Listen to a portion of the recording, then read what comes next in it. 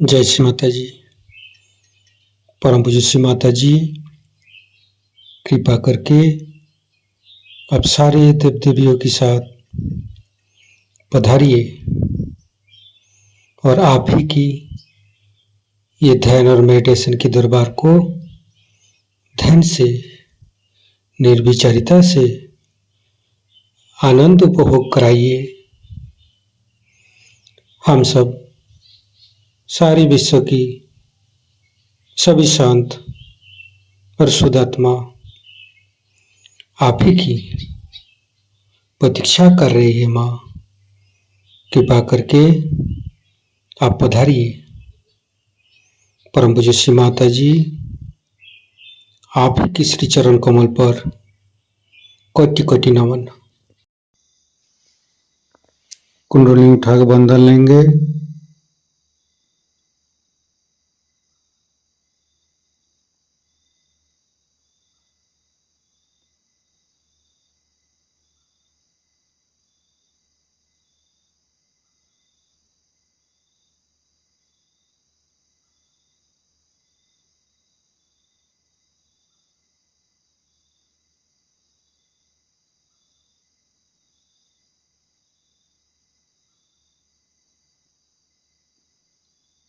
तीनों महामंत्र। ओम तमेव साक्षात् श्री महालक्ष्मी महासरस्वती महाकाली त्रिगुणात्मिका कुंडली साक्षात् श्री आदिशक्ति माता जी श्री निर्मला देवी नमो नमः। ओम तमेव साक्षात् श्री कल्की साक्षात् श्री आदिशक्ति माता जी श्री निर्मला देवी नमो नमः। ओम तमेव साक्षात् श्री कल्की साक्षात् श्री सहस्रार स्वामिनी मोक्ष प्रदायिनी माता जी श्री निर्मला देवी नमो नमः। गणेश मंत्र। ओम तमेव साक्षात् श्री गणेश साक्षात् श्री आदिशक्ति माता जी श्री निर्मला देवी नमो नमः। दोनों हाथ खोल के श्री माता जी के सामने बैठेंगे। माँ के बिंदी को देखते रहेंगे। मन में ध्यान का स्थिति लेके आएंगे। मन में अच्छे अच्छे भाव, अच्छे अच्छे चिंता लेके आएंगे।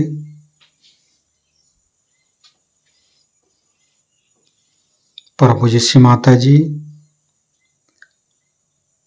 ये हृदय, ये हमारी सांसें, ये रोम रोम आप ही का तो दिया हुआ। माँ, कृपा करके आप हमारे हृदय पर आइए और हमारे हृदय में माँ जगदम्बे के रूप में समस्त बाधाएं को, समस्त रोगों को दूर कीजिए। माँ, हे आदिशक्ति माँ, कृपा करके हमारे हृदय को सच कीजिए। सच हृदय कमलासन पर श्री चरण को स्थापित कीजिए। माँ, संपूर्ण चित्त अपना हृदय पर परम पूज्य श्री माता जी को देखते रहेंगे। हृदय के अंदर परम पूज्य श्री माता जी, आपकी पूजा हमारे हृदय पर होने दीजिए। माँ, हे आदिशक्ति माँ, हम अज्ञानी हैं। हमारी अज्ञानता के बस में यदि आपकी शान के खिलाफ कोई गलती हुआ हो, कृपा करके आप मुझे क्षमा कर दीजिए माँ। हे आदिशक्ति माँ, हमारे हृदय पर आइए। फिर धीरे धीरे चित्त को हम मूलाधार चक्र पर ले जाएंगे। लेफ्ट मूलाधार,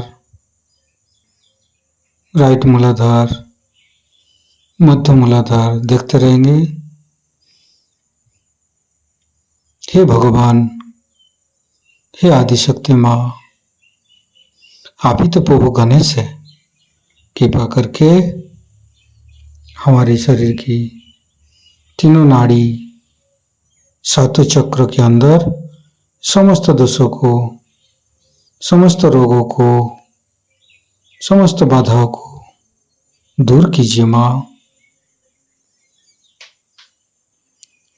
हे परमपिता परमेश्वर, हम कभी अतीत में चला जाते, कभी भविष्य में चला जाते, हमें मध्य में स्थापित कीजिए, हमें वर्तमान में स्थापित कीजिए माँ। संपूर्ण चित्त शरीर के मध्य भाग पर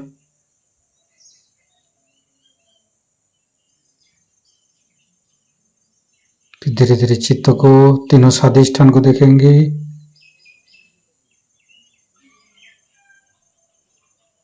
तीनों नाभि,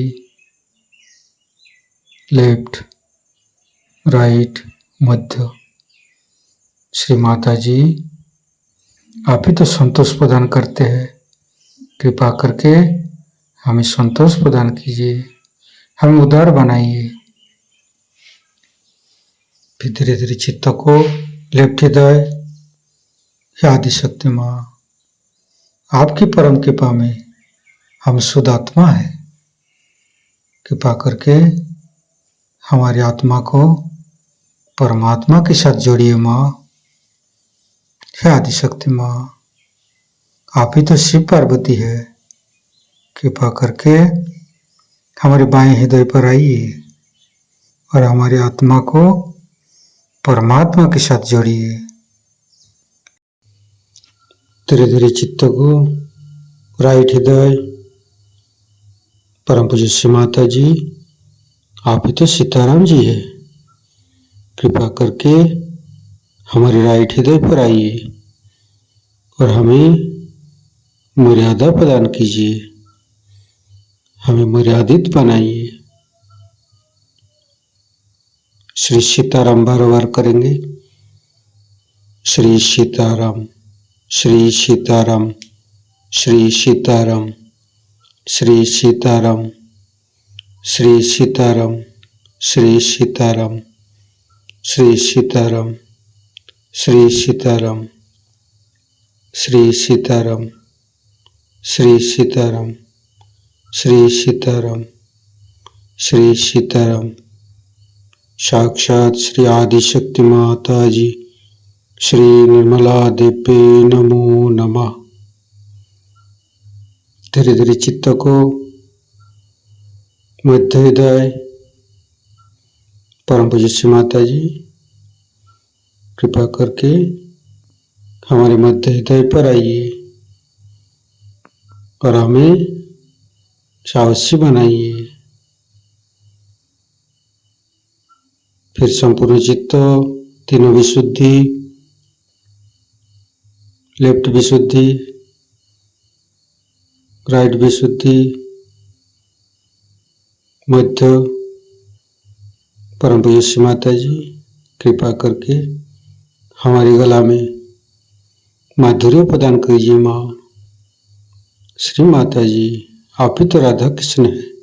कृपा करके हमारे गला पर आइए। फिर धीरे धीरे चित्त को फ्रंट आज्ञा, परम पूज्य श्री माता जी, हमें क्षमाशील प्रदान कीजिए। जीसस मेरी माता मंत्र लेंगे।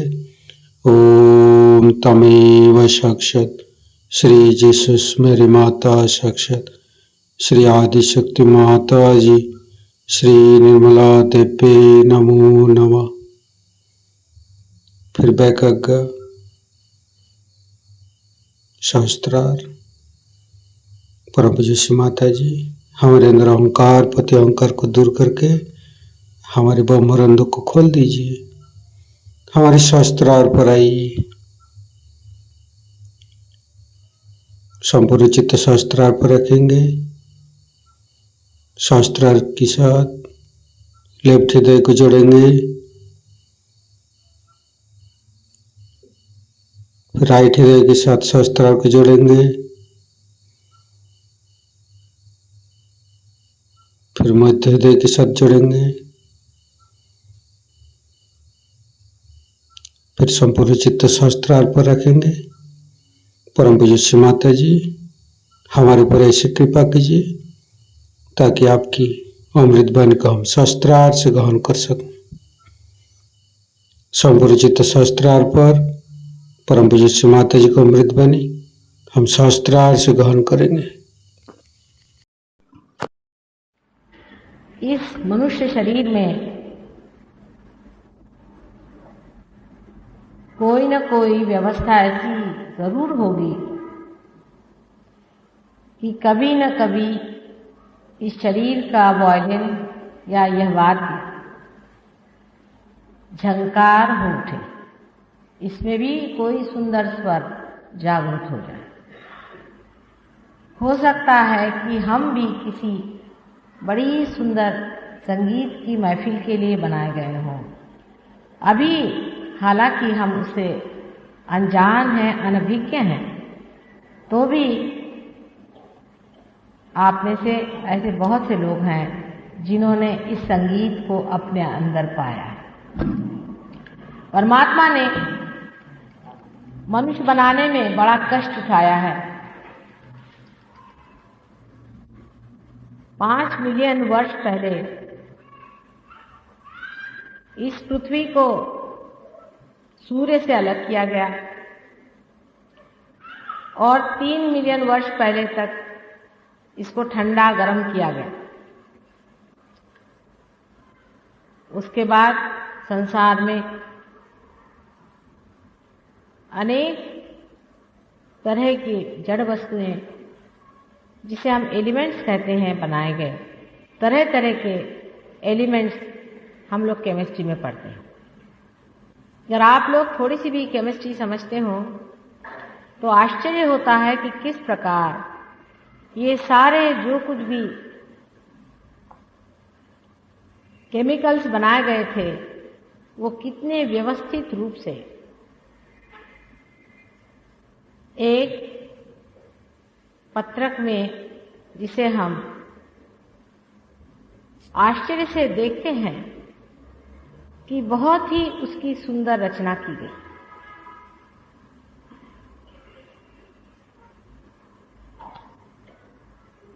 ये परमात्मा ने न जाने किस तरह से रच करके सृष्टि की, एक एक छोटी छोटी अणु रेणु तक व्यवस्थित रूप से बनाई कि अंत में इसी अणु रेणु से संगठित होकर के संसार में जीव हो जाए। ये कोई लोग कहें कि यूं ही हो गया, ये चांस की बात है, सो बात सही नहीं। अगर चांस से ये बात होती तो अभी तक साइंटिस्ट लोगों का ये कहना है कि एक छोटा सा अमीबा भी नहीं बन सकता, एक जीवंत प्राणी नहीं बन सकता। इतने छोटे से समय में मानव जैसी एक विशेष कृति परमात्मा ने निर्माण की। इसलिए परमात्मा का नाम लेना पड़ता है कि कोई न कोई शक्ति इस ब्रह्मांड की रचना में कारणीभूत हुआ। किसी न किसी ने यह ब्रह्मांड रचाया है। चाहे इसे मनुष्य अपने ईगो और अहंकार में न माने, शायद वो इस चीज को पसंद न करे कि हम लोग ये कहें कि ये परमात्मा ने बनाया, लेकिन क्या कितना भी अहंकारी मनुष्य इस बात को स्वीकार करेगा कि उसने ही अपने को बनाया है, और सारी सृष्टि की रचना की।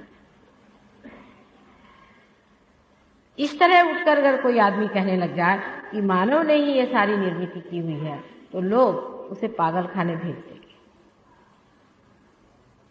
जिस शक्ति ने इस सृष्टि की रचना की, उसके बाद मनुष्य को इस हालात में पहुंचा दिया जहां वो आज बैठा हो, कुछ न कुछ और जरूर व्यवस्था होनी चाहिए जिससे मनुष्य अपने मंजिल पे पहुंचे। कुछ न कुछ उसने जरूर सोचा होगा कि इस मनुष्य को किसी तरह उसकी मंजिल तक पहुंचावे। अब जिस इंसान ने ये वायलिन बनाया, ये 7 उसमें स्वर लगाए, उसने यही सोचा होगा कि किसी न किसी दिन किसी संगीतज्ञ के हाथ में ये वायलिन पड़ जाएगा और उसी दिन इस वायलिन से मधुर स्वर का संगीत निकलेगा। अगर ऐसे आप वायलिन को देखें तो वो जड़ वस्तु है, उसमें कोई भी सूक्ष्मता नजर नहीं आती, या ये भी नहीं समझा जाता है कि इसके अंदर से कोई सी भी ऐसी ध्वनि निकल सकती है कि जिससे अंदर सूक्ष्म संवेदना उत्पन्न हो जाए। बिल्कुल सटल फीलिंग्स आपके अंदर जो अभी आई हैं, ये कोई भी आदमी जिसने कभी वायलिन देखा नहीं, वो देख करके समझ भी नहीं सकता कि इस एक जड़ वस्तु के अंदर से ये वस्तु निकल आती।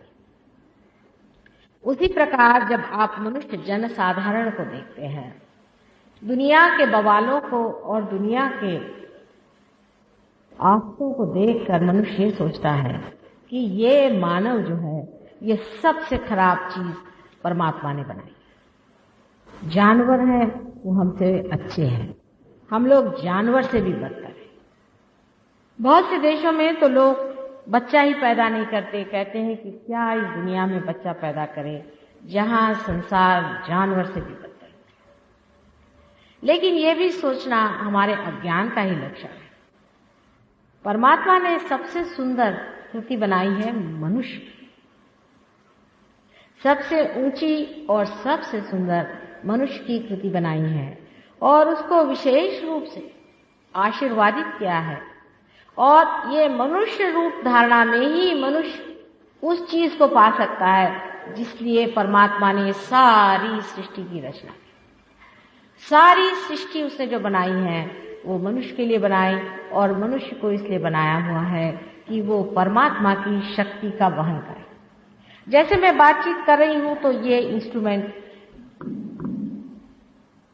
मेरी शक्ति का वहन कर रहा है, इसी प्रकार परमात्मा ने भी मनुष्य को इसलिए बनाया कि वो उसकी शक्ति का वहन करे, और जब उस शक्ति का वो वहन करे तो उस शक्ति के बारे में सब कुछ जाने, उसके लिए वो अवेयर हो जाए। इसलिए उसकी अवेयरनेस, जिसे हम चेतना कहते हैं, इस हद तक वो ले आए जहां मानव निर्मित हुआ उसको उन्होंने स्वतंत्रता दी कि अपनी स्वतंत्रता में और अपनी हुद्दारी में तुम परमात्मा को खोजो। अपनी स्वतंत्रता में यह जरूरी कहना था, यह परमात्मा ने दी हुई स्वतंत्रता अत्यंत आवश्यक है, क्योंकि जानवर जो हैं वो परमात्मा के राज्य में चलते हैं, उनके पास इस स्वतंत्रता का कोई भी सबूत नहीं है, और वो जैसे ही परमात्मा रखते हैं वैसे ही मौज में रहते हैं। लेकिन मनुष्य जाति को ही परमात्मा ने यह स्वतंत्रता दे दी कि अब तू इसे खोज। जैसे कि मैं बहुत बार बताती हूँ कि छोटे क्लास में आप बच्चों को पढ़ा देते हैं कि 2 और 2 मिला के 4 होता है। बड़े क्लास में जाने पर आप कहते हैं कि अच्छा अब ये सवाल आप सुलझाइए, इसको आप ठीक करिए। इसी प्रकार परमात्मा ने मनुष्य की निर्मिति के बाद उसे स्वतंत्रता दी।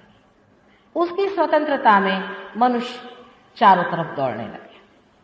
उसका जो चित्त था, अटेंशन था, वो चारों तरफ दौड़ने लग गया। वो किस प्रकार दौड़ा और किस प्रकार वो चित्त बाहर की ओर गया है, मैंने आपसे अनेक बार बताया।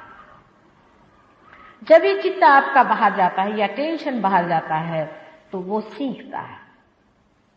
जैसे कि पहले मेरा टेंशन, आज समझ लीजिए कि इस स्वस्तिक के एक प्रतीक पर पहुंची, सिंबल पर पहुंची, तो मैं देखती हूं कि आखिर ये क्या चीज है, ये क्यों बनाई गई, इसका क्या अर्थ है, इसमें क्या चीजें निहित है और इसका क्या मतलब होता है।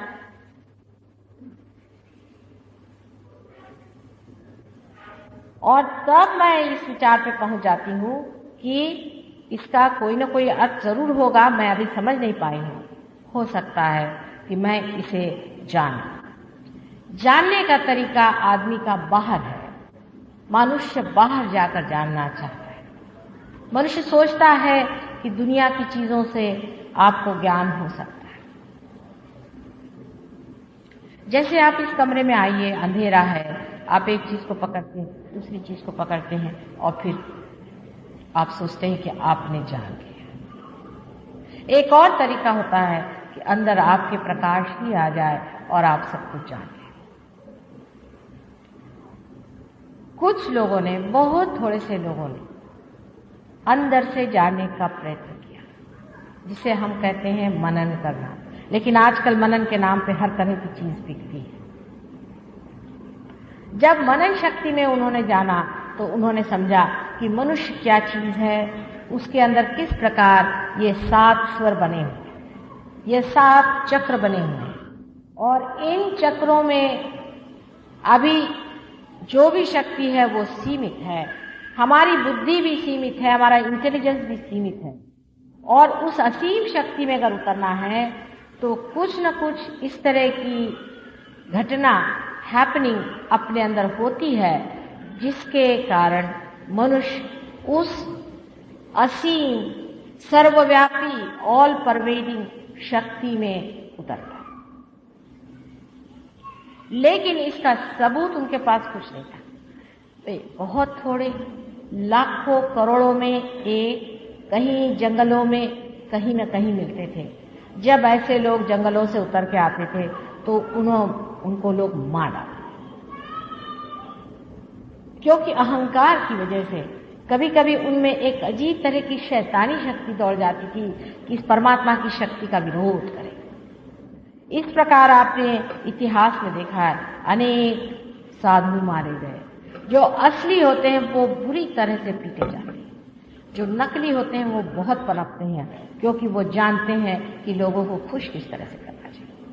जो असली आदमी होता है वो किसी की खुश करने के पीछे, वो सत्य के बताने के पीछे में होता है, और उस सत्य के पीछे चाहे उसको प्राण भी देने लग पड़े, उसे कोई भी उसमें हर्ज नहीं होता, क्योंकि वो जानता है कि सत्य ही अनंत तक चलने वाली चीज है, यही इटर्नल है, यही अविनाशी है। और इसी के कहने में आज अगर मैं मारा गया तो कल मेरा भाई पैदा होगा और वो बताएगा कि नहीं, ये गलती हो गई, तुमने समझा नहीं था उसे, अब समझो ये सत्य है।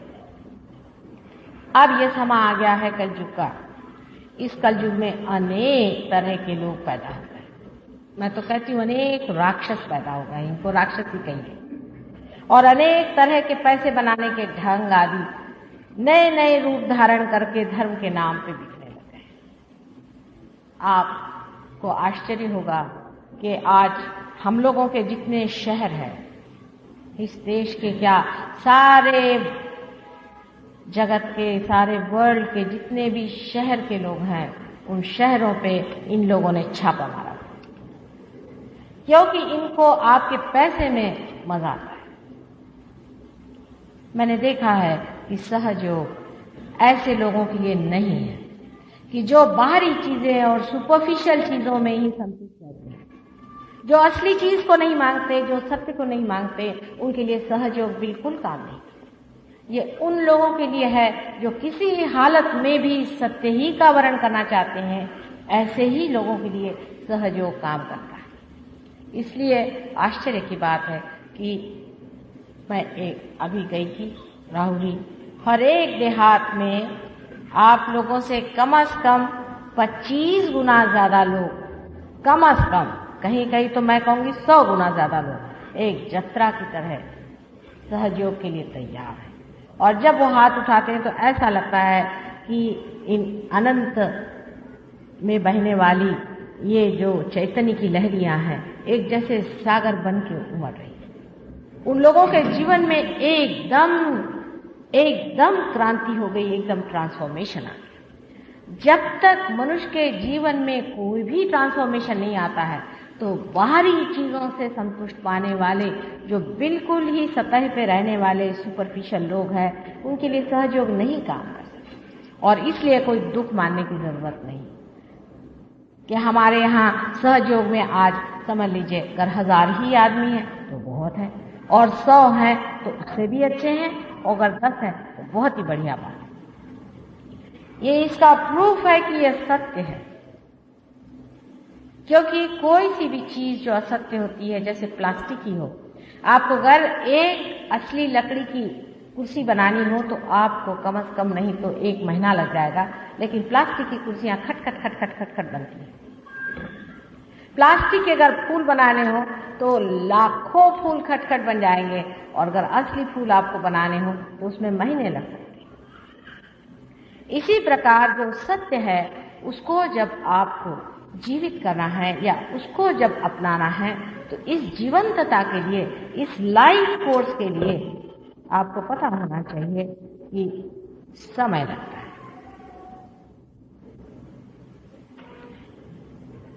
हमारे यहाँ पर बहुत सारे सहयोगी बैठे हुए हैं जिन्होंने इसका अनुभव किया है कि चैतन्य लहरियां क्या होती हैं और ये किस तरह से हमारे अंदर पैदा होती हैं। हमारे अंदर बैठी कुंडलिनी शक्ति किस तरह से जागृत होती है और किस तरह से वो अनेक चक्रों में से गुजर करके और ब्रह्मरंध्र को छेदती हुई वो किस तरह से आपको उस सर्वव्यापी शक्ति की जो सूक्ष्मता है उसमें पहुंचा देती। तो पहली बात याद रखनी है कि अत्यंत सूक्ष्म चीज है, सटल, बहुत सटल है। आपका अगर चित्त सटल नहीं है, अगर आपके चित्त में ग्रोथ बातें ज्यादा मंडराती हैं, तो आपके वाइब्रेशंस या आप में बहने वाली चैतन्य लहरियां इतनी साफ नहीं। शहर के वातावरण में मनुष्य की चेतना अत्यंत जड़ हो जाती है। गांव के भोले भाले सीधे साधे वातावरण में मनुष्य की चेतना अत्यंत हल्की सी, हर एक चीज को समझने के लिए तत्पर, जैसे कोई नए खिले हुए फूल होते हैं। इसलिए शहर के लोगों के ऊपर ज्यादा जिम्मेदारी आती है जब वो सहयोग करते हैं कि अपनी चेतना को सूक्ष्मता पे, अत्यंत सूक्ष्मता पे रखें और सूक्ष्म में रहें। फिर ही इस वक्त वो चीज इतनी सूक्ष्म हो जाती है, उसी वक्त परमेश्वर का स्वरूप जिसे कि सच्चिदानंद कहते हैं वो हमें महसूस होने लगता है, फील होने लगता है। ये परमेश्वर की शक्ति हमारे हृदय में जागरूक हर समय रहती, लेकिन हम उसे जानते नहीं, हम उसे अनभिज्ञ हैं। जैसे कि एक ज्योत जलती है और सब कुछ जानती है, वो सब कुछ जानती है आपके बारे में, और आपकी चेतना उससे दूर है, वो बाहर भटक रही है सारी चेतना। इस चेतना को अंदर खींचने के लिए कोई न कोई घटना अंदर घटित होनी पड़ती है।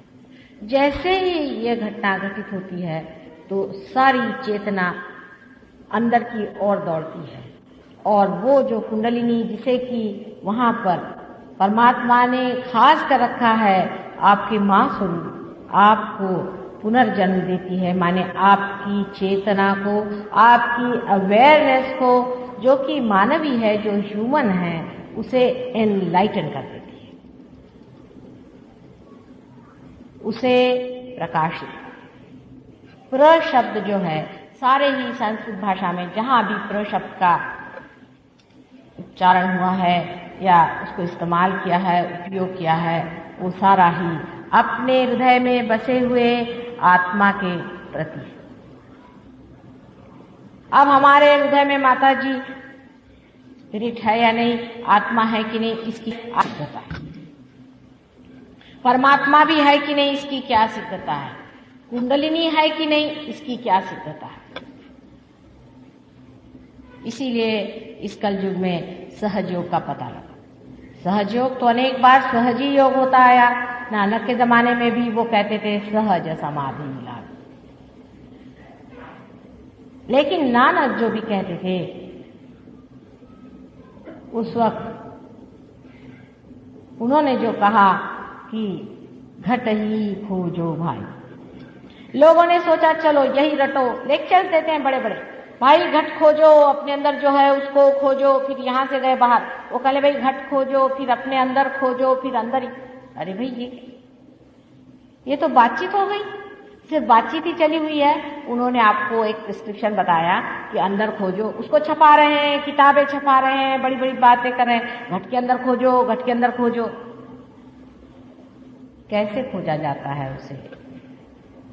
क्योंकि वो तो असीम है, वो परे बुद्धि से है। जो अपने से परे है उसको कैसे खोजा जाएगा? उसकी भी व्यवस्था जो परमात्मा ने कर दी है वही कुंडलिनी है। और कुंडलिनी खुद उठ करके आपको उस स्थान पर पहुंचा देती है जहां उसे जाना जाता है। अनेक वर्षों से और सदियों से सारे ही शास्त्रों में यही लिखा गया है, अपने भी देश में और परदेश में। पर आजकल हम लोग इतने ज्यादा मॉडर्न हो गए हैं कि हमारी जितनी भी पुरानी संस्थाएं हैं या पुराना जितना भी ज्ञान है उसे हमने छोड़ दिया, उसकी ओर हमारी जरा भी दृष्टि नहीं है। यहाँ तक कि कुंडलिनी के बारे में भगवान जाने पता नहीं कहाँ कहाँ से लोग ज्ञान इकट्ठा करते हैं। इतनी बड़ी एक किताब एक अंग्रेज ने लिखी है, अंग्रेज ने, और उसमें उसने कहा कि कुंडलिनी आपके पेट में होती। अब आप देख सकते हैं यहाँ पर, आप देखिएगा, अभी आपको मैं दिखाऊंगी कि कुंडलिनी का स्पंदन आपके त्रिकोणाकार अस्थि में होता है। जहाँ पे आपकी त्रिकोणाकार अस्थि है उस ट्रायंगुलर बोन के अंदर उसका स्पंदन होते आप अपनी आंख से देखिएगा। फिर आप कुंडलिनी का चढ़ना भी अपनी आंख से देखिएगा, और फिर साधक का अपने अंदर निर्विचार होना भी आप देखिएगा। इस शक्ति को पाने के बाद, जैसे हम अनेक जगह गए और आप जानते हैं अनेक जगह हमारे सेंटर्स हैं बम्बई शहर में, हमने जहां जहां ये कार्य किया है, हम देखते हैं लोग एक बार पार होने के बाद सोचते हैं बस पार हो गए, अब क्या मजा है। फिर उसके बाद मेरे पास खबर देते हैं कि माँ देखो हमारी तबीयत खराब हो गई और ये हो गया वो हो गया, पता नहीं क्या करें, समझ नहीं आता। एक बार अगर आप चीज को आपको समझ लेना चाहिए कि ये सूक्ष्म चीज है। क्या आप इतने सूक्ष्म हो गए? क्या आपकी चेतना इतनी सूक्ष्म हो गई है कि आपने इसकी सटलनेस को अपने ऊपर धार लिया, इसकी सूक्ष्मता को अपने ऊपर ले लिया? क्या आप इसे पा सकेंगे? जैसे ही आप पार हो जाते हैं, आपको बड़ी शांति लगती है, आप निर्विचार हो जाते हैं, हो सकता है आपकी तबीयत भी ठीक हो जाए, और अगर कोई इमोशनली तबीयत में गड़बड़ हो तो वो भी ठीक हो जाए।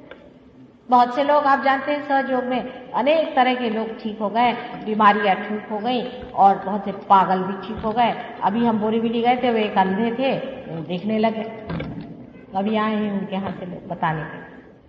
लेकिन ये कोई महत्वपूर्ण बातें नहीं है कि आप दुनिया भर को ठीक करते फिरें। महत्वपूर्ण तो ये है कि हमारे अंदर जो शक्ति हमारी अपनी है, हमारी जो संपदा है, उसको हम पाए और हम अपनी इज्जत, अपने गौरव और उसकी और गौरव से ही देखें। क्योंकि मनुष्य किस तरह से अपनी वाड़ करते रहता है, उसको अपने प्रति कोई भी श्रद्धा नहीं। कोई भी आ जाए बन करके वहां से, कहता अच्छा चलो भाई ये करो, तो वही करने लग जाता है। कोई कहता वो करो, तो वही करने लग जाता है। उसको बिल्कुल भी अपने प्रति कोई भी सतर्कता नहीं है कि क्या वास्तविक यही सच्ची बात है, क्या मैंने अपनी शक्ति को पाया है,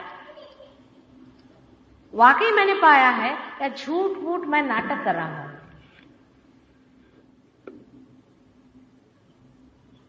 सहयोग में कोई प्रकार का भी छूट नहीं चलता और न ही कोई प्रकार का सर्टिफिकेट दिया जाता है। आप बहुत अच्छे से जानते हैं कि जो इंसान पार है तो तो नहीं, चाहे वो कहीं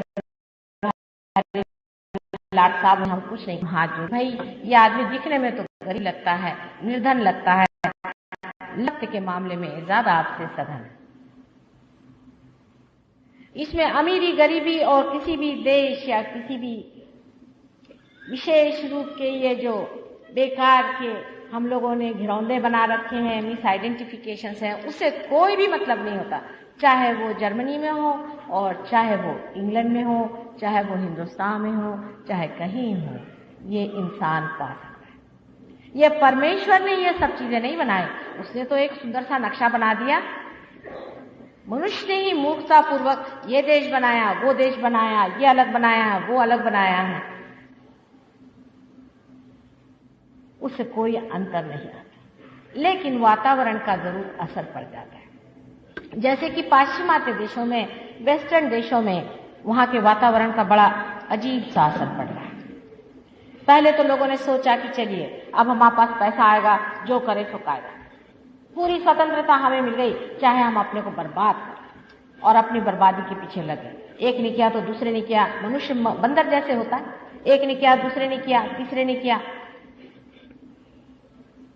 बर्बादी पे चले गए। वो सोचते थे कि बर्बादी से आनंद आएगा, पर आनंद नहीं आया। उसके बाद उन्होंने सोचा कि कुछ ना कुछ रह गई बात, सब कुछ मिल गया, पैसा मिल गया, तो भी हम लोग किसी भी तरह से आनंद को क्यों नहीं प्राप्त कर पाते। फिर सोचा चलो थोड़े से पीछे चलें। उसके बाद हिंदुस्तान से गए बहुत सारे वहां पैसे बनाने, उन्होंने उन्हें बेवकूफ बनाया। फिर वो उसकी एक फैशन चल जाती, ये गुरु बन गए, वो गुरु बन गए, ये आए हैं, वो आए हैं, महात्मा आए हैं, इस तरह की फैशन वहां बना। उससे भी तंग आ गए बेचारे, तंग आ गए। और कुछ तो इस कदर तंग आ गए कि उन्होंने सोचा कि इससे अच्छा ये है कि हम आत्महत्या ही करें। उस दशा में वो सहयोग के पास आए और उन्होंने पहचाना कि सत्य यही है। आपको आश्चर्य होगा कि जिन गुरुओं ने उनको बिगाड़ा है, उनकी कुंडलिनियां खराब की हैं, उनको मैं यहां नहीं पार कर सकी, लेकिन वहां पार की। क्योंकि एक बात जरूर कहूंगी कि उन्होंने दुनिया आपसे बहुत गहराई से देखी है और बहुत गहराई से अपने जीवन की ओर दृष्टि डाल के सोचा है कि अगर हमें कुछ पाने का है तो चाहे हम बर्बादी हो जाए, चाहे हमें गांजा पीना पड़े, चाहे हमें कुछ करना पड़े, लेकिन हम परमात्मा को खोज ही के निकालेंगे। कितनी भी मार खाते रहे तो भी उसी में घुसते रहे। सब तांत्रिक गए वहां पर, दुनिया भर के नाम देने वाले गुरु गए, सत्यानाश उनका कर दिया अंत में, लेकिन तो भी वो बने रहे क्योंकि उनके अंदर की धारणाएं अत्यंत दैहिक। मुझे आश्चर्य होता है कभी कभी कि जिस देश को मैं योग भूमि कहती हूँ, भारतवर्ष वास्तविक एक योग भूमि है। यहाँ अनेक अवतार हुए हैं और इस देश को न जाने कितना ही प्लावित किया हुआ है। इसकी भूमि की ओर जब आप नजर करते हैं, अगर सहयोगी आप हैं और आपकी नजर में उतनी सूक्ष्मता आई हो, तो आप देखिए कि इसके कणों में से ही वाइब्रेशन खट खट खट खट ऊपर निकलते हैं। किसी भी देश में यह नहीं मैंने देखा जो इस पृथ्वी पर इतनी सुंदर सस्य श्यामला हमारी भूमि पर इस कदर लोगों में सुपरफिशियलिटी आ गई, इस कदर उछलापन और थोथलापन आ गया है कि वो हरेक जीवन के व्यवहार में दिखाई देता है। चाहे वो धर्मी क्यों न हो, जब एक सर्कस लगा दीजिए हजारों लोग आ जाए, एक फैशन चला दीजिए हजारों लोग आ जाए, लेकिन कोई ये नहीं सोचता है कि इनमें से किसने उस परम तत्व को पाया है जिसे कि लोग सामूहिक चेतना कहते हैं, कलेक्टिव कॉन्शियसनेस कहते हैं। किसी भी पहुंचे हुए पुरुष ने, चाहे वो आदि शंकराचार्य हो, चाहे गुरु नानक हो, चाहे वो क्राइस्ट हो, चाहे वो मोहम्मद साहब हो, या वो ज़ेन के कोई बड़े बड़े मास्टर विदितामा जैसे हो, किसी भी आज तक किसी भी इनमें से आदमी ने अगर कोई और बात कही हो तो मुझे आपने सब ने कहा है कि आपको सामूहिक चेतना में उतरना चाहिए, कलेक्टिव कॉन्शियसनेस में उतरना चाहिए। यहाँ तक कि साइंटिस्ट और जिनको हम साइकोलॉजिस्ट कहते हैं, यूंग जैसे लोगों ने कहा है कि collective consciousness is the next step. किसी ने तो इसी को मंजिल भी बताया है। तो सिर्फ अगर इसी बात को लेकर इंसान चले कि जब सबने ही कहा है तो वही क्यों ना हम माने। ये कहां से एक आ गए हैं जो हमें इस तरह से अभिभूत किए हुए हैं, हम इनके पीछे दीवाने और पागल हैं और अपने से हम संतुष्ट हैं। ये संतोष से आता है कि हमें असलियत की खोज है। इसीलिए संतोष आता है कि अभी हम लंदन में जैसे एक साहब आए तो उन्होंने मुझे कहा कि 132 लोग हैं जिनको कि मंत्र दिए गए। आप तो जानते हैं ये महेश योगी की बात, मंत्र दिए गए हैं और उन लोगों का सर बहुत भारी हो गया है और 5-6 साल के अंदर ही उनका शरीर थर-थर कांपता है। दूसरे एक साहब बहुत मंत्र देते हैं, यहाँ पर सब लोगों को हार्ट अटैक्स आते हैं। हमारे यहाँ आई हुई हैं, आप जानते हैं उनको भी, उनके पति भी हार्ट से मर गए, उनके ब्रदर को हार्ट, उनकी सिस्टर को हार्ट, दुनिया भर को हार्ट। अभी एक पेशेंट के पास ले गए थे, वहाँ वो फोटो रखा था, उसको भी हार्ट। 5-6 साल में सबको हार्ट अटैक आ जाता है, लेकिन सारा कुछ उनका रुपया पैसा भी वहीं लग जाता है। जिसके पास पोजीशन होती है उनकी सारी पोजीशन भी इसीलिए इस्तेमाल की जाती है। ये लोग तो हैं ही दुष्ट, ये लोग तो राक्षसी हैं, लेकिन आप क्यों इस चक्कर में आते? आप क्यों नहीं सत्य को मानते? आप क्यों नहीं कहते कि माँ हमें वही सूक्ष्म और सत्य चीज दो जिसे परमात्मा का रास्ता हमारे अंदर मिले। सहयोग में भी बहुत गहरी आपको बैठानी पड़ेगी। सहयोग के अंदर जो लोग पार हो जाते हैं उनको अनेक प्रश्न हो जाते हैं शुरुआत में।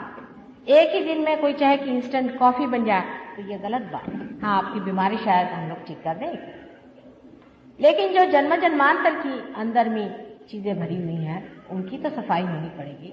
लेकिन इसका मतलब मैं कभी भी ये ना कहूंगी कि आप बैठ करके और सूर्य नमस्कार करें।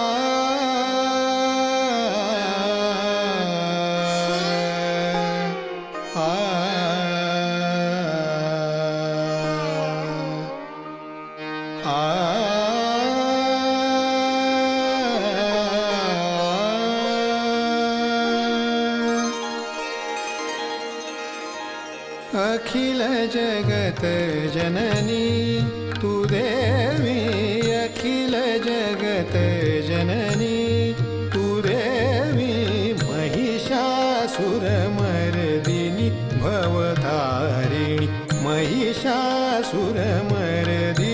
भवतारिणी, त्रिविधताप मनिचे मम शमवी, त्रिविधताप मनिचे मम शमवी, अखिल जगत जननी जननी तू देवी देवी देवी देवी, अखिल जगत जननी।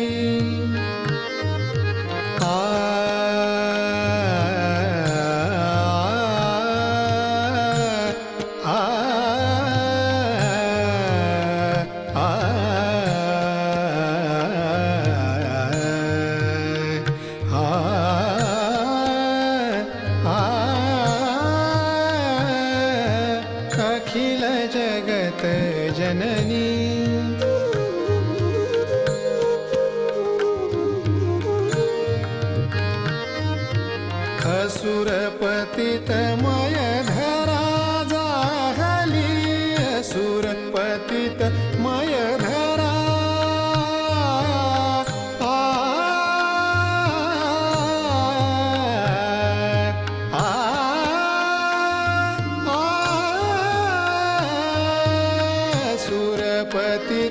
मयधरा जाहली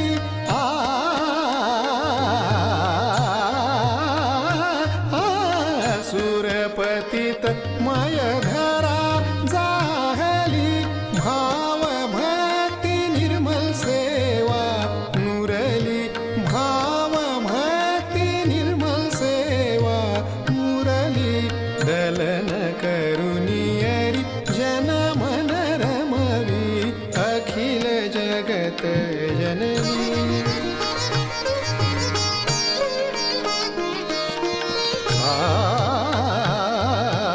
अखिल जगत अखिल जगत जननी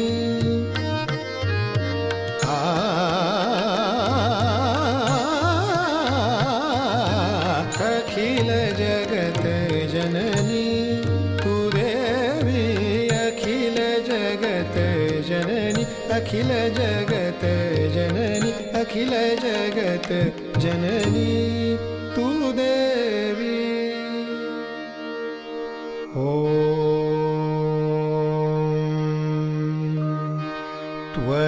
त्वमेव साक्षात् श्रीजगदम्बा साक्षात् श्री आदिशक्ति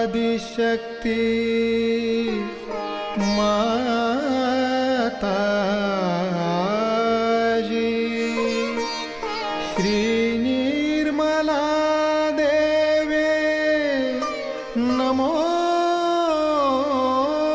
नमः नमो नमः नमो नमः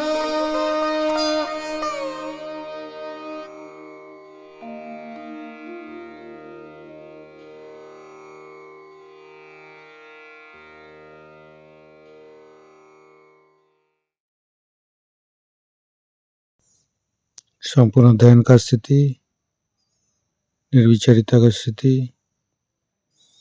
इस स्थिति पर परम पूज्य श्री माता जी को परम चैतन्य अनुभव करते हुए परम चैतन्य की वर्षा अनुभव करते हुए थोड़ी देर रहेंगे। प्रे करेंगे परम पूज्य श्री माता जी, आज का एवं अमृत ध्यान पर आपने जो हमको परम चैतन्य अनुभव कराया, इसके लिए मैं आपको कोटि कोटि नमन। कुंडली उठा के बंधन लेंगे।